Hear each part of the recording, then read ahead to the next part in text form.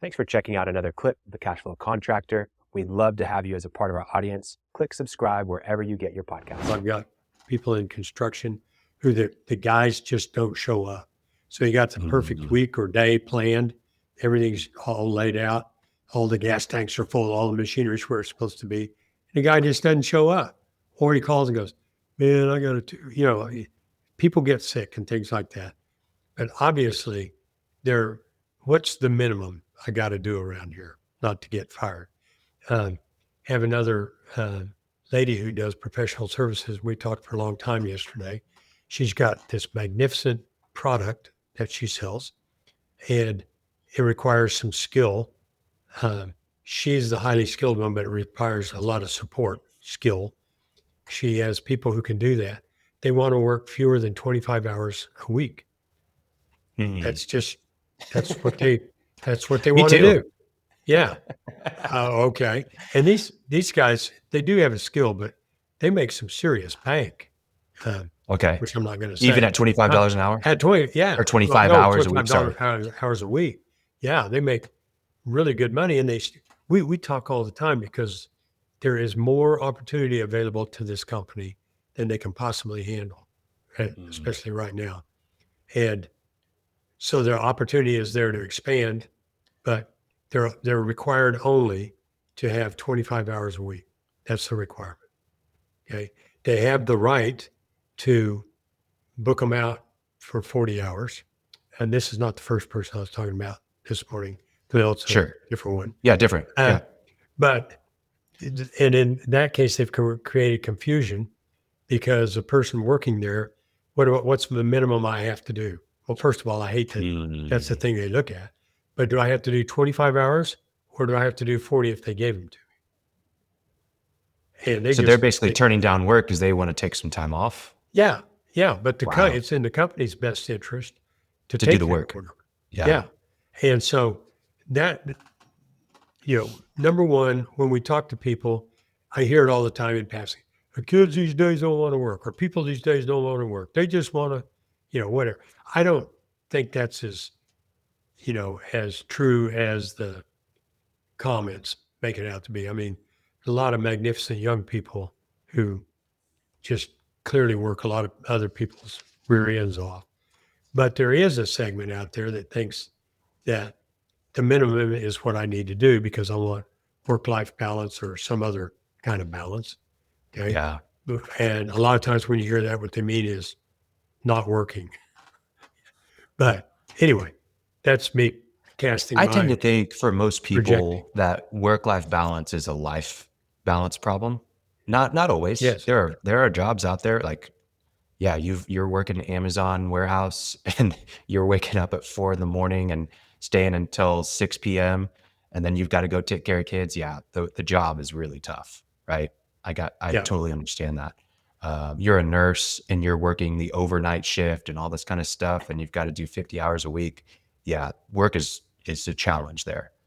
But for the most part, like you have to orient your life in a way that allows you to take on your job. And I see most of the people that are complaining about work-life balance are younger. And when you were in college, did you work, Martin? Yeah. Yeah. All I think 4 it's years. more common. It's more common these days to be in college and to not work. And that's where you get the work-life balance issues because you're used to going to class for a couple hours, taking a break, going to study on your own time, maybe going to another class, hanging out with roommates. And then you jump into this 40-hour work week and you're like, work-life balance is shot.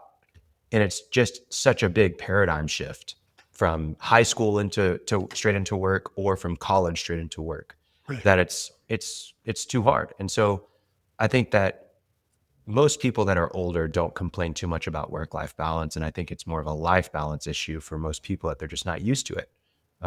So I don't know. No, I would agree with you about at the end of the day, there are a lot of people out there, whether it's half or less or half or more, there are a lot of people out there who are interested in the minimum. And as a business owner, I am not interested in, we set up minimums. I've done it because you get this many days off in a year, or right.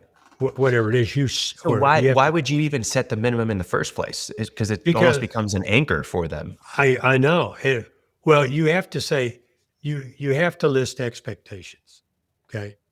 And I think part of a job description is Sure. this is what's expected, especially if they're production goals or, whatever it is that you're measured by.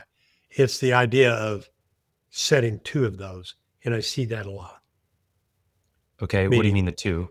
You've got to do this many hours a week to this person I'm talking about. But this person has the right to ask you to be there for 40 hours.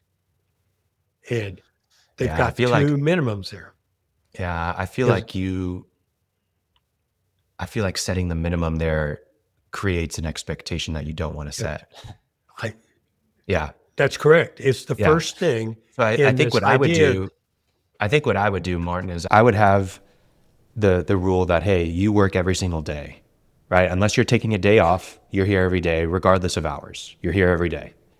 And then you only get to not work certain hours that you are technically on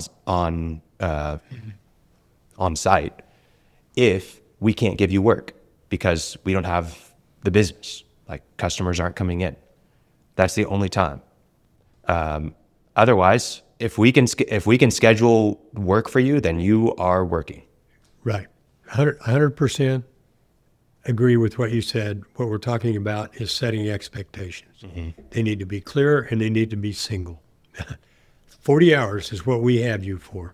Yeah. Now, go look at your job description and we'll give you work or not or whatever, but we have 40 hours. Not any kind of 40 hours, but hey, if you do a really good job, we'll let you off.